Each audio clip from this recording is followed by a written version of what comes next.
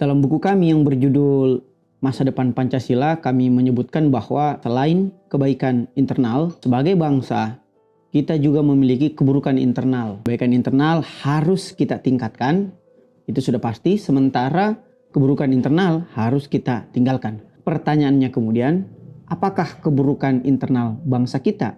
Dan bagaimana pula memperbaikinya atau paling tidak meninggalkannya. Dalam pengamatan kritis Mukhtar Lubis, terdapat beberapa ciri-ciri manusia Indonesia. Di antaranya ciri pertama, hipokrit atau munafik.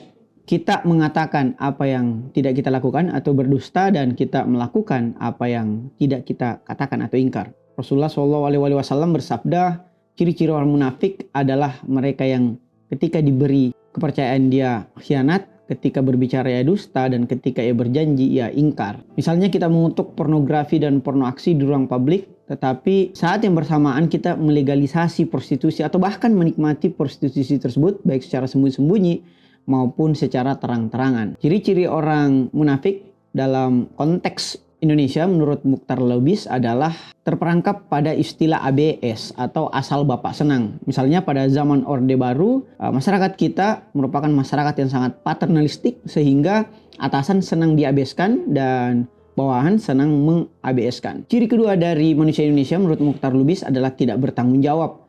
Manusia Indonesia sering menyalahkan pihak lain. Atasan menyalahkan bawahan dan bawahan menyalahkan bahwa ini hanya perintah sehingga ia tidak dapat disalahkan. Misalnya yang paling terbaru adalah kasus di Kanjuruhan. Kita tidak tahu siapa yang menjadi tersangka, tetapi semuanya merasa tidak bertanggung jawab dalam kasus Kanjuruhan tersebut. Namun sebaliknya, di saat ada prestasi, semua orang berlomba-lomba mengklaim diri dan kemudian naik panggung untuk menerima tepuk tangan. Sementara orang-orang pinggiran yang mestinya diberikan penghargaan karena berupaya untuk menciptakan kebaikan di tengah-tengah masyarakat justru tidak terdengar kabarnya sama sekali. Ciri ketiga dari masyarakat Indonesia menurut Mukhtar Lubis adalah feodalisme. Feodalisme atau paham yang masih berlandaskan pada asal-usul atau kebangsawanan itu menjangkit di seluruh sistem sosial kita, mulai dari politik, ekonomi, bahkan mungkin dalam pemilihan jodoh bagi anak-anak. Misalnya dalam politik, kita memilih orang-orang yang berkerabat dengan kita karena asal-usul feodalisme kita. Sehingga lahirlah pilihan-pilihan yang sifatnya nepotis, bukan berdasarkan kapabilitas. Di banyak tempat misalnya di Indonesia, seorang bupati misalnya memilih istrinya sebagai kepala bidang tertentu atau ketua organisasi tertentu atau ketua partai tertentu. Kita juga masih sering mendengar istilah Raden, Tuan, Andi, Puang dibandingkan ayahanda, ibunda atau saudara yang sebenarnya lebih manusiawi dan lebih egaliter. Bapak-bapak itu atau bapak yang sifatnya feodalisme itu masih merasa bahwa kekuasaan itu sama seperti kekuasaan yang ada di zaman dahulu atau raja-raja, sehingga ia berhak melakukan apa saja dan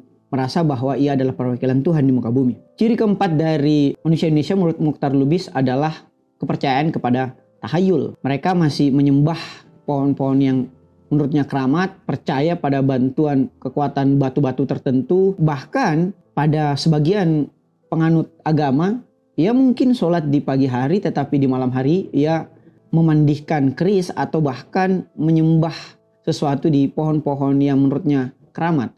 Padahal semua itu dapat saja terjerembab pada syirik yang merupakan dosa besar yang tentunya tidak akan diampuni. Ciri kelima dari masyarakat Indonesia adalah artistik atau memiliki jiwa seni. Inilah salah satunya ciri menurut Mukhtar Lubis yang sifatnya positif atau kebaikan internal dari masyarakat Indonesia. Misalnya, masyarakat Indonesia sangat kreatif pada hal-hal yang sifatnya seni. Baik itu seni musik seperti angklung, seni tari seperti reog, seni lukis, bahkan sampai batik yang merupakan warisan dari kebudayaan dunia.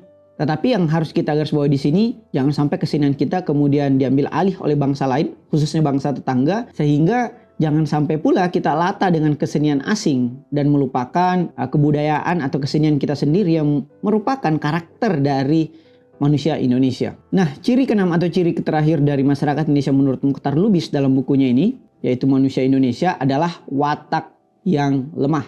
Watak atau karakter yang lemah itu disebabkan oleh kebiasaan-kebiasaan kita yang lemah pula. Yang kalau kita mau mencari sebabnya, berakar pada pola pikir kita yang lemah. Misalnya, ketika kita merujuk kepada pembagian pola pikir, masyarakat Indonesia mungkin masih mengidap fixed mindset atau mindset yang tidak tumbuh dan merasa bahwa ini merupakan takdirnya, sehingga ia selalu gandrung terhadap kebudayaan asing atau pembelajaran asing sementara melupakan karakter kebudayaannya sendiri. Nah, bagaimana kemudian landscape dunia masa kini dan bagaimana posisi Indonesia, khususnya manusia Indonesia di dalam percaturan global? Kita paham bahwa masyarakat Indonesia sangat xenomania atau tergila-gila terhadap asing. Sayangnya yang kita ikuti dari mereka hanyalah aksidentasi atau tampilan luar mereka saja, bukan substansi dari kebudayaan mereka. Kita sangat gandrung terhadap kebudayaan Amerika, film-film Amerika, pemikiran Amerika, kuliah di Amerika dan sebagainya. Padahal jika semua manusia di dunia itu ingin seperti Amerika, yang mana kita tahu Amerika sangat bobrok, pelanggar HAM, punya utang luar negeri yang begitu banyak, keserakaan yang begitu besar, maka sumber daya alam di muka bumi ini tentu tidak akan sanggup menyanggupi ketamakan seluruh anak manusia jika kita semua bersikap seperti Amerika. Seperti kata Mahatma Gandhi, bumi sanggup memenuhi kebutuhan umat manusia, tetapi tidak sanggup memenuhi ketamakan seorang manusia. Nah, dalam konteks global, Mukhtar Lubis kemudian menjelaskan 4 tipologi negara atau 4 jenis negara. Yang pertama adalah negara dunia pertama, yaitu mereka yang negaranya itu kaya sumber daya alam dan kaya pula sumber daya manusia. Misalnya seperti Amerika dan Kanada atau negara-negara maju lainnya. Negara dunia kedua adalah negara yang kaya sumber daya manusianya namun terbatas sumber daya alamnya, seperti Jepang, Singapura. Kita tahu Singapura lokasinya atau wilayahnya sangat kecil sekali, tetapi Singapura kemudian bermetamorfosis menjadi salah satu negara maju di dunia saat ini. Negara dunia ketiga adalah negara yang sumber daya alamnya banyak atau melimpah, tetapi sumber daya manusianya itu sangat kurang atau defisit. Misalnya negara kita, negara Indonesia, kaya terhadap sumber daya alam tetapi miskin terhadap sumber daya manusia, sehingga itulah yang membuat penjajah baik itu kolonialisme maupun neokolonialisme masuk untuk menjarah dan menjajah kekayaan sumber daya alam kita. Dan yang terakhir itu adalah negara dunia keempat, yaitu mereka yang baik secara sumber daya alam maupun sumber daya manusia sama-sama terbatas, misalnya negara-negara terbelakang saat ini. Pertanyaan penutupnya adalah mengapa negara-negara seperti Jepang, Singapura, atau mungkin Belanda yang notabene-nya itu adalah negara yang terbatas sumber daya alam namun bisa menjadi negara makmur atau negara kaya. Di sisi lain, bangsa kita, bangsa Indonesia itu sangat kaya akan sumber daya alam namun masih terjerembab pada negara berkembang alih-alih negara miskin. Paradoks ini dapat kita jawab dengan suatu kata, yaitu kualitas sumber daya manusia masyarakat Indonesia. Sehingga yang perlu kita lakukan adalah membangun sumber daya manusia Indonesia yang berkualitas, apalagi pada era-era yang akan datang, baik itu 2035 bonus demografi maupun 2045 yaitu 1 abad Indonesia emas. Selamat membangun Indonesia dan selamat membangun manusia Indonesia. Sekian, wassalamualaikum warahmatullahi wabarakatuh.